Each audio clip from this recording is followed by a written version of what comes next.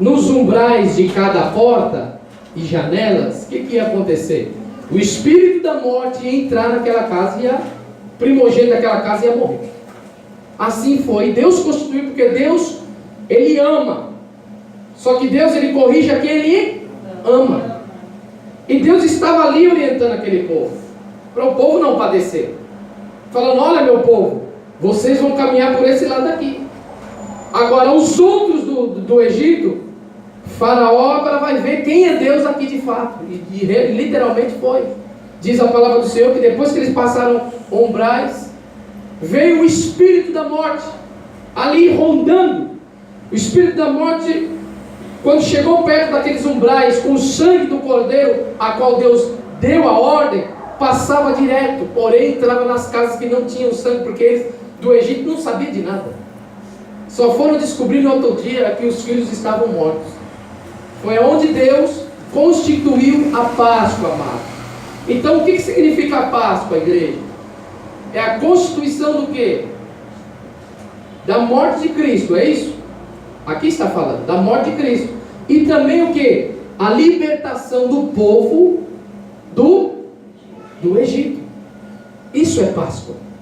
E aí é onde Deus constituiu, falou assim: ó filho, agora constitui este povo de geração a geração essa façanha, ou seja, todo ano vocês têm que festejar. A gente não festeja todo ano o aniversário? Quem faz aniversário aqui todo ano? Ou só já fez alguns anos e não fez mais, né? Amém? Automaticamente a gente comemora aniversário todo ano. Só não comemora aniversário quem já foi, né? Não é verdade? Sim ou não, igreja? Então também todos os anos nós precisamos celebrar a liberdade a qual Deus entregou para o povo de Israel, ao povo de Deus. Eles receberam a liberdade, a saída. Êxodo significa o quê? Saída. A saída do povo de Deus do Egito. Saída do quê? A libertação da escravidão. E aí é onde Deus, meus amados, Ele tem levantado homens e mulheres de Deus. Hoje não é diferente. Hoje é dia de Santa. Também comemoramos a ceia do Senhor, todo primeiro domingo do mês. Para fazer o quê? Por que, pastor, tem que comemorar a ceia uma vez por mês? Tem ministérios que comemoram a ceia 2 vezes por mês, 3 vezes por mês. Isso não é condenatório. Só que nós, do amor de Deus, temos costume de uma vez no mês comemoramos e celebramos a ceia do Senhor, que é o quê? É a ressurreição de Cristo. Amém? E nós estamos anunciando a morte de Cristo até que Ele venha nos buscar. Amém, queridos? Então, meus amados, Deus, Ele fez essa constituição da Páscoa para nos dar vitória. O Senhor Jesus Cristo, Ele libertou o povo dele da escravidão do pecado. Vamos abrir as nossas Bíblias em João, capítulo 1. Em nome de quem encontrou, pode ler, por gentileza. E aí me ajuda.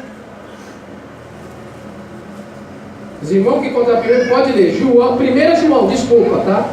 Não é João, o Evangelho de João, é 1 João. É lá na frente ainda, 1 João. Epístola. Primeira epístola de João. Capítulo 1. Do 1 ao 7. E era desde o princípio que vimos com os nossos olhos o que temos contemplado, e as nossas mãos tocaram da palavra da vida. E a vida foi manifestada, e nós a vimos e testificamos dela, e vos anunciamos a vida eterna, que estava com o Pai e nos foi manifestada. O que vimos e ouvimos, isso vos anunciamos, para que também tenhais comunhão conosco. E a nossa comunhão é com o Pai e com o seu Filho Jesus Cristo. Glória a Deus. Olha como que é a palavra de Deus, amados. É a constituição, meu amado. O que Deus está querendo dizer? A constituição e a comunhão. Páscoa também significa, sabe o quê? Comunhão com o povo de Deus. Amém, igreja? Quando nós fazemos sempre um aniversário, comemoramos, os irmãos desse ano deram uma pausa. Mas sempre como comemoramos, qual que é o objetivo? É festejar? Não, o objetivo é ter comunhão, ajuntar mais o povo de Deus. Porque hoje em dia a gente vê que o povo de Deus está desunido. Em vez do povo de Deus se unir, um ajudar o outro, irmão, você está bem? Está visitando, fazendo oração? O que em Atos vai nos falar? E eles perseveravam na doutrina dos apóstolos, no partir do pão, na comunhão e nas orações. Ou seja, todo mundo naquela época, a igreja de Cristo, ela era unida. A palavra de Deus vai nos falar o quê? Eu te provo na Bíblia, vai nos falar o quê? Que os filhos das trevas são mais prudentes do que o da luz. Por quê? Porque quando os filhos das trevas, eu falo, mas aqueles que não são de Cristo Jesus, tá? Aqueles que não têm Cristo Jesus no coração, que não seguem esse segmento da cruz do Calvário. Esses são filhos das trevas. O nosso Deus está deixando bem claro. Só que Deus, ele fala o quê? Que os filhos das trevas são mais prudentes do que o da luz. Por quê? Mas pastor, os filhos da luz estão na luz e eles são menos prudentes? São. Porque os das trevas, quando vai fazer alguma festa, alguma organização, alguma reunião, todo mundo se une. Não tem esse negócio, o fulano que gosta de sertanejo, fulano que gosta de rock, fulano que gosta do funk. Mas quando fala, vamos fazer uma reunião tal dia na minha casa, vamos em tal lugar fazer um show. Está todo mundo unido. Não, vou lá porque eu tenho que ajudar o fulano. Agora os da luz é como? Irmãos, vamos fazer um culto das irmãs aqui. Vem meia dúzia de irmãos, meia dúzia de irmãs. Não estou aqui criticando, porque tem pessoas aqui que eu sei que têm os seus problemas particulares que não puderam vir. Mas não estou dando exemplo do culto das irmãs, estou dando um exemplo geral. Aí se a gente fala, irmão, vai ter ceia do Senhor, cadê os irmãos que está todo mundo junto aqui? Ceia, celebração da ceia, união. Por mais que eu não participe da ceia, eu tenho que estar com meus irmãos. Por quê? Eu estou celebrando o nome do Senhor Jesus. Por mais que eu não tome a ceia, mas eu estou lá concordando com esse ato sublime, um ato solene, igreja. A igreja de Cristo precisa ser mais unida. Aí eu digo um exemplo para vocês. Muitas e muitas igrejas são unidas? Não. A gente não vê nas mídias aí. O que a gente vê na mídia, meus irmãos? Aquelas igrejas de potência. O que acontece? Um agora atacando o outro. Um dia desse eu estava vendo na rede social. Eu falando, meu Deus do céu, que pastor, olha isso aqui.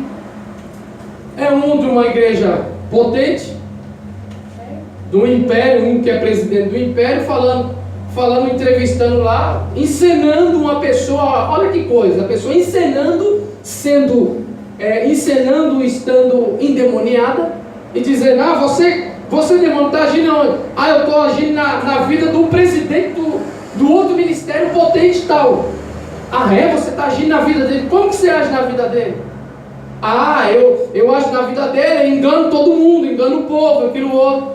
Nossa, e por que você não me engana aqui? Não, porque aqui Deus está.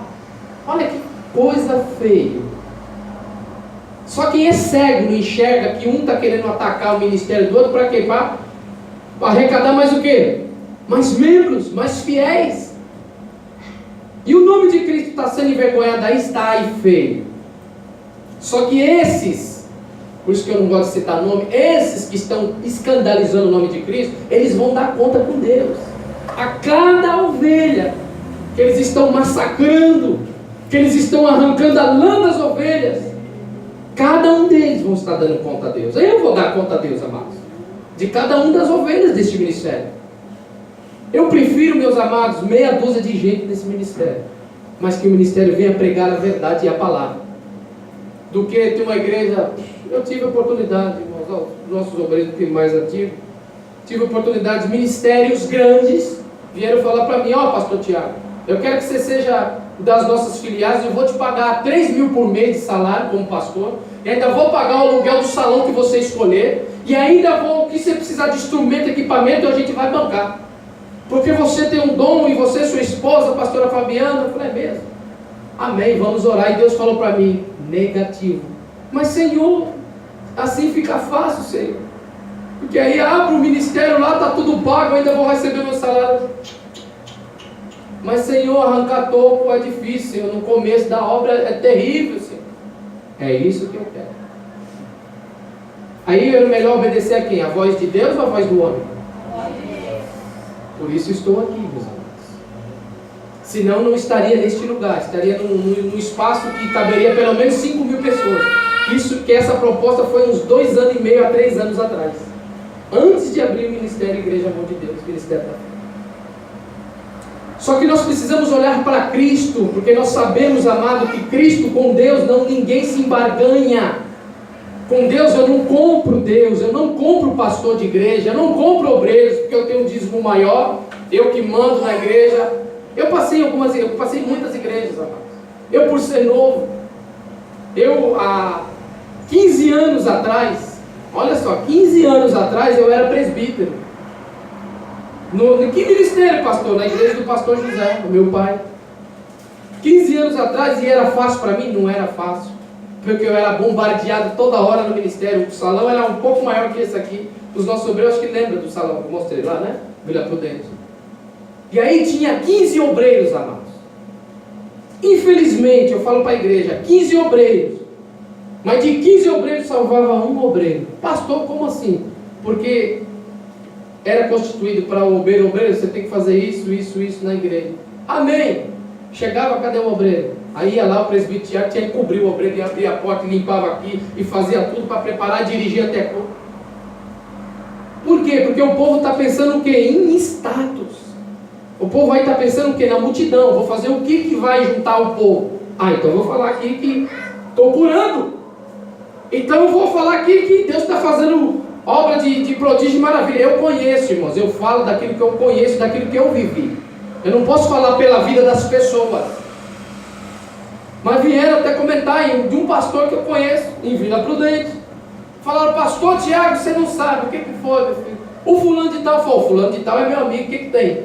Não, foi uma irmã lá, ele ensinou que o menino estava na cadeira de roda, só que na casa deles o menino nunca andou de cadeira de roda. E o menino entrou de cadeira de roda, ele orou, o menino levantou, saiu andando, a igreja saiu pulando, porque ele não conhecia o menino. Eu falei, é fato isso que você está falando? Mas eu também não vou tomar providência nenhuma. Porque cada ação nossa individual, vamos dar conta com quem? Para Deus. Tudo com intermédio para quem, igreja? Para juntar o povo, para arrumar mais dinheiro para a igreja virar uma potência. Para quê? Sendo que quanto mais lhe é dado, mais lhe é cobrado, mais lhe é requerido.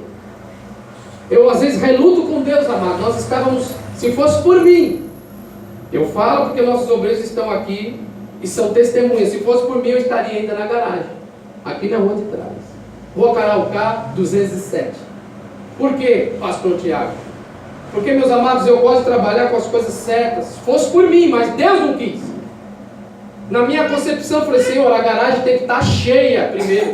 Pelo menos ter 10 ou 15 dizimistas fiéis para eu inventar de abrir salão. Deus falou, nega, não é do jeito que você quer, do jeito que eu quero. Ficamos um ano na garagem lá.